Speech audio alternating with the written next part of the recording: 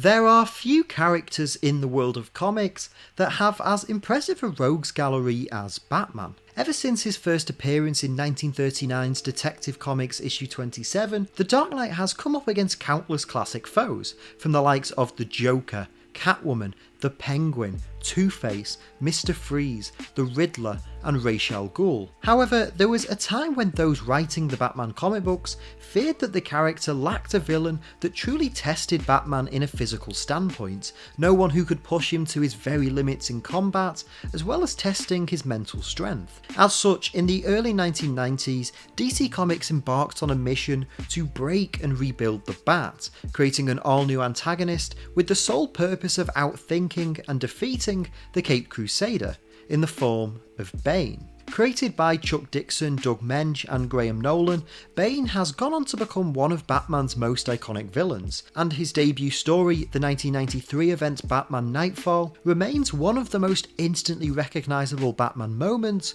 of all time. The image of Bane breaking Batman's back is one that fundamentally changed almost everything about the character in the subsequent years, and the story that brought this moment to life is one that holds a very special place in the 80+ year history of the Caped Crusader. So in this video I want to dive into the history behind Batman Knightfall, explain the real world origins behind Bane, Azrael, and the shocking status quo change that took place within this story, as well as discuss ultimately what the legacy of Knightfall is today, some 28 years after it was first told.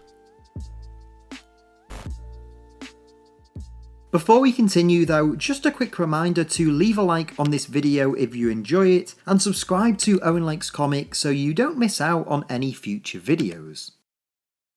So in order to best understand the significance of the Knightfall storyline and how the original ideas behind it came to be, it's first worth overviewing the state of Batman's comic books at this time. In our last Batman video, we discussed the character's history up until 1988, where Jason Todd, the second Robin, was killed. In the years after Jason's death, the Batman writers under the editorship of Denny O'Neil began to noticeably heighten the stakes of his stories, emphasising both the physical and psychological damage that came with his one-man war on crime. And even as Jason's successor, Tim Drake, was introduced as Robin in late 1990, this dangerous precedent remained a key part of Batman's adventures. Not only did the hero face a greater quantity of villains, with a notable strain being placed on Bruce's ability to protect Gotham City, but his mental state began to be severely affected by not only Jason's death, but also the death of Superman. It was around the time that DC were beginning to put into motion the Death of Superman storyline that O'Neil began to discuss ways to shake up Batman's status quo as well, holding a writers' summit with all of the various creative teams from the different Batman comics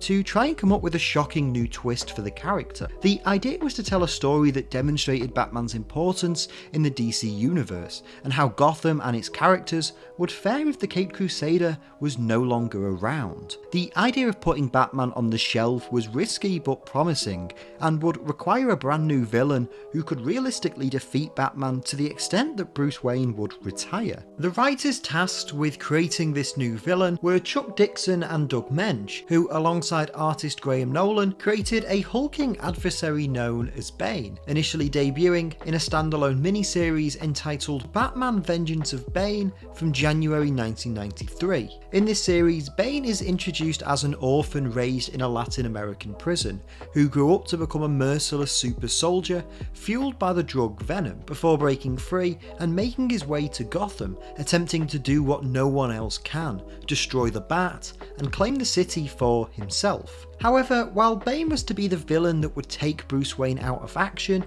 it's fair to say that the primary villain of Knightfall was actually Azrael, the man who would replace Bruce Wayne as the Dark Knight. The original idea for what would become the Azrael character actually came from Peter Milligan, then writer of Detective Comics, who, before departing from the title, pitched to Batman writer Alan Grant the notion of telling a story about someone else under the Batman cowl. Denny O'Neil subsequently heard this pitch and took it upon himself to try and bring it to life, stating that, "The genesis of the story was a two-part piece for Detective by Peter Milligan. Then I thought I saw some big-time possibilities in the idea and assembled the troops to put together an outline. We needed a character to be the antagonist, and it fell to me to come up with one. So Az was created to serve a plot need." While Azrael would be initially introduced as the man entrusted to carry on the legacy of the Batman, plans were always for him to end up being the main villain, with Dixon stating that, "I think Denny had John Paul Valley, aka Azrael, the character who would take over as Batman, fully formed in his head going in. The whole reason for making the switch was to, at first, pick the wrong guy and suffer the consequences of that decision." First introduced in the October 1992 miniseries Batman Sword of Azrael, Jean-Paul Valley was depicted as a grad student secretly brainwashed by the mysterious Order of Saint Dumas, becoming a manifestation of the Angel of Death. Azrael was a brutal and violent brandisher of justice, and his appointment as Bruce's successor was intended to be a strange and uncomfortable choice, one that would ultimately lead to Wayne's return to regain the mantle. With these two pivotal characters now established, it was time for the seeds of Knightfall to seriously be planted. As Batman continued to fight against the never-ending barrage of villains in his comic series, the mysterious Bane would begin to watch on from the shadows, as Tim Drake began to fight alongside Azrael, leaving Bruce to exhaust himself alone to the point of no return. And once Batman had truly reached his physical and mental breaking point, Bane would finally emerge from the darkness and make the Dark Knight fall.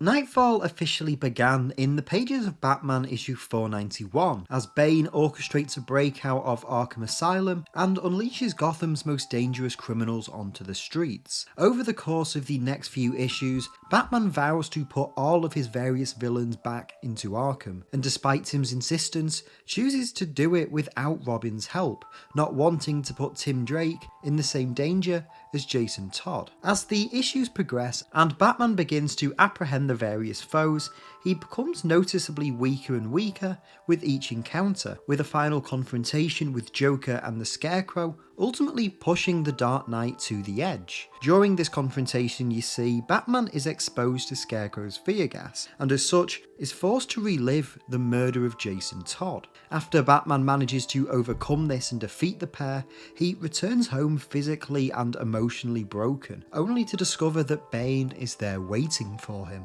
Batman and Bane's confrontation takes place in the pages of Batman issue 497, where an exhausted Bruce Wayne attempts to hold his own against the hulking menace, but is massively overpowered, leading to Bane pummeling the Caped Crusader repeatedly before breaking his back over his knee.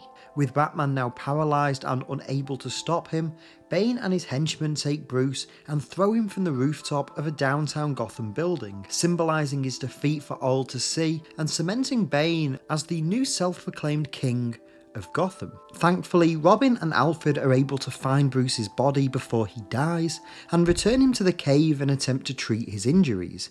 However, it's revealed that the injuries he suffered at the hands of Bane are far too much for him to overcome, and Bruce is ultimately forced to hang up the cape and cowl for good. In his place, Bruce selects John Paul Valley, the vigilante known as Azrael, to become the new Batman. As the new Caped Crusader emerges from the shadows, in the closing pages of February 1993's Batman 498.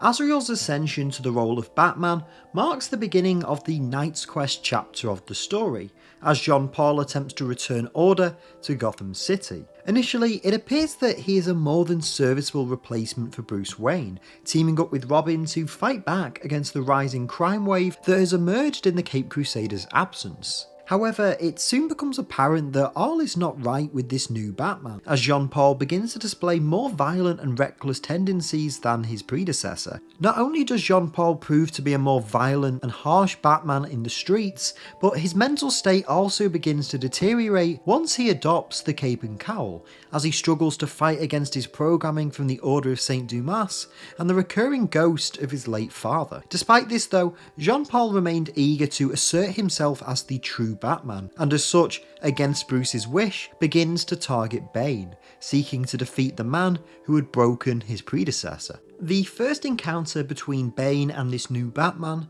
sees Bane handedly defeat the man he considers an imposter, embarrassing the Dark Knight in combat before Jean-Paul is able to escape and return to the cave, narrowly avoiding the same fate as Bruce Wayne. Defeated and ashamed, Jean-Paul's paranoia and delusions begin to take control, as he alienates Tim Drake and begins to work on a brand new costume that will help him defeat this near unstoppable foe. In the pages of Batman issue 500, this new look Batman emerges for a second showdown with Bane. In a lot of ways, this climactic battle is almost designed to be the antithesis to Bruce's fight with Bane several issues earlier, as Jean-Paul's reckless fire-with-fire approach causes many civilians to be put in harm's way, before Batman is able to cut off Bane's supply to Venom and defeat him. With Bane now at his mercy, Jean-Paul struggles with what to do next, whether he should kill him or hand him over to the police. With Robin, the GCPD,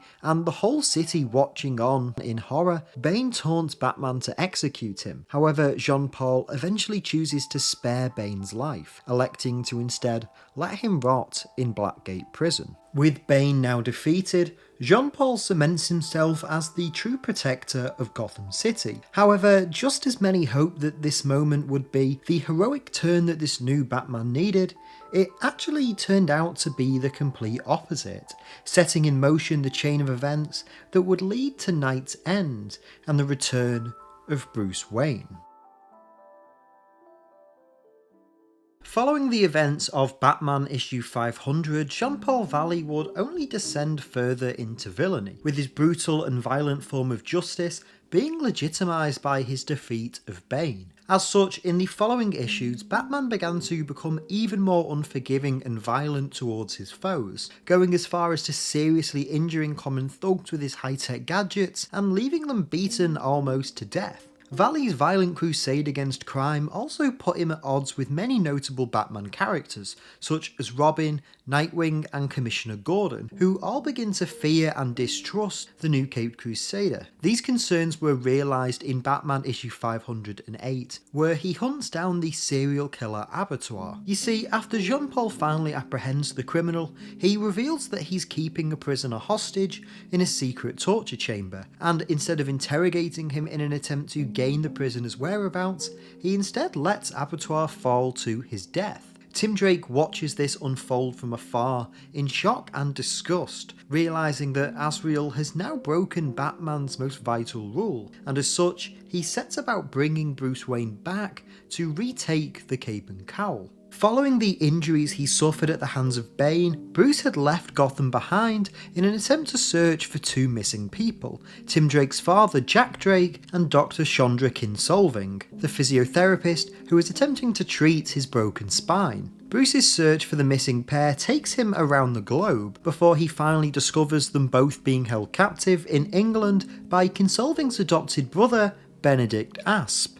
It's during this confrontation with Asp that sets Bruce on his path to becoming Batman once again, as both he and his sister have telekinetic abilities, and after Chandra accidentally kills her brother when trying to free herself, she uses her powers to repair Bruce's spine. With Bruce now able to walk once again, he returns to Gotham to discover Azrael's reign of terror, confronting the new Caped Crusader in the Batcave, where Jean-Paul threatens Bruce to never challenge him again. Following their confrontation, Bruce begins to train with Lady Shiva in order to both physically and mentally prepare himself to fight Jean-Paul and retake the Batman cowl. Officially redonning the classic suit in Detective Comics 667 to confront Azrael and attempt to reason with him. This encounter between the two Batmen continues in the pages of Legends of the Dark Knight 63, where Bruce attempts to empathise with his successor, acknowledging how it was his mistake to force the burden of Batman onto Jean-Paul. However, Jean-Paul, unwilling to return the cowl, attacks Bruce as the pair ultimately fight throughout Wayne Manor, before Azrael retreats to the Batcave, where Bruce finds him hallucinating visions of his father and the Order of Saint Dumas. Bruce once again tries to reason with Azrael, telling him that he's a victim of the Order's brainwashing and he doesn't need to be Batman in order to help people. However, Valley is too unable to shake off his own delusions and continues to fight Bruce. Knowing he's overpowered by Azrael's high-tech costume, Bruce begins to lead him through the narrow tunnels of the cave, where Jean-Paul is forced to, piece by piece, remove his costume until he's left with just his helmet. Azrael finally crawls through the tunnel, standing face to face with the Dark Knight, before he's blinded by the light from above, forcing him to finally remove the cowl and admit defeat, giving up and relenting that Bruce Wayne is the true Batman. Bruce takes mercy upon his former heir, pulling him up to the surface through the cave's tunnel and choosing to let him walk free, telling Jean-Paul that it's time for both of them to once again see the light. With the mantle now reclaimed, Bruce knows that his work has only just begun, as he not only needs to rebuild Batman's reputation throughout the city, but also rebuild himself and his relationships with those close to him to be a greater hero than ever before. Knightfall is truly one of the most pivotal Batman stories of all time, and genuinely I think it's such a fascinating chapter in DC's modern history, especially when you factor in just what was going on in the comic book industry at this time. Being published throughout 1993 and 1994, Knightfall coincided with a period of notable change in the superhero landscape, with a darker and grittier tone becoming commonplace, the rise in popularity of anti-heroes such as Spawn, the Punisher and Cable, and the release of many stories containing shocking status quo changes, including the death of Superman, Fatal Attractions, and the Infinity Gauntlet. As such, Knightfall is often associated with this era of storytelling, and while on a surface level the creation of Azrael and Bane seems not too dissimilar from the events seen in the likes of the Clone Saga or the death of Superman, I actually think this story is far more subversive than we actually perceive it as. In a lot of ways, Knightfall existed as a commentary on this darker tone that superhero comics had adopted in the previous years, and the more morally ambiguous heroes that rose to popularity. By creating Jean-Paul Valley a character designed to be an amalgamation of many of the tropes found in 90s anti-heroes, and having him replace the classical Bruce Wayne, the idea was to tell a story that would remind readers just why they fell in love with the traditional forms of these characters in the first place. As Scott Peterson, who served as assistant editor to Denny O'Neil during the story's publication, stated, "The point all along for Denny was to try to remind people of just why they love this character so much. At the time, a few other characters such as Wolverine and the Punisher and even Lobo were seriously challenging or even surpassing Batman in popularity, and a lot of that was being chalked up to Batman's insistence upon the sanctity of life, not killing his victims. It seemed to be seen as old-fashioned. Denny wanted to challenge that assertion by giving the readers a Batman who would kill. To our delight, they didn't like it. They seemed to love the storyline, but they hated a Batman who didn't have that basic moral underpinning. As such, Azrael was never designed to be the permanent replacement to Bruce Wayne, and instead the larger villain of the Knightfall saga, the ultimate antithesis to everything that makes Bruce Wayne's Batman such an endearing character. And by making him so unlikable the longer that he held onto the Batmantle, fans would be even more anxious for the original character to return. As Kelly Jones stated, "I told the Bat editors that I felt Jean-Paul, should be more brutal, so that it was clear it wasn't Bruce Wayne anymore. I wanted it to be repulsive, so we would miss the ethics of Bruce's Batman, which makes him so cool." The writers wanted to make it clear that what made Batman a special character more than anything was his moral compass, and when you take that away, you're left with something incredibly unlikable and disturbing. Graham Nolan, who illustrated much of Azrael's run as Batman, put it best, stating that, "I think that we got that message across, that Batman is special because he doesn't kill. He is not about vigilante revenge. He's about justice." Overall, Knightfall basically served to be a celebration of the things that make Batman great, the aspects to his character that have endured for countless generations, by contrasting it with a version of him that represented everything that the Caped Crusader wasn't, and what, to Denny O'Neil and the Batman creative teams at this time, thought superheroes shouldn't be. I think this story is actually quite underappreciated. I know the initial arc with Bane emerging to break Batman's spine is incredibly iconic, and the middle section with Jean-Paul does have its ups and downs, but genuinely the core thesis of this event is a fantastic celebration of not just the Batman character, but also everything that superheroes should be. Knightfall is a story that seeks to break the way we see superheroes down to their lowest point, and rebuild them back up in a way that reminds us just what makes them so great, giving us by its conclusion not only a greater Batman, but a greater understanding of just why we loved these characters as well.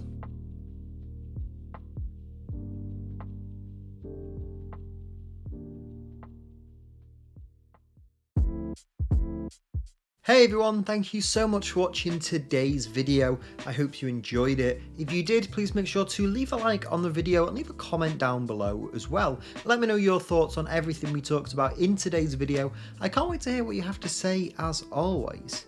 If you're new to Owen Likes Comics, please make sure to hit the subscribe button and the notify bell so you stay up to date with all of the new videos we release on the channel. And if you enjoyed this video, there should be some others on screen right now that you might also enjoy.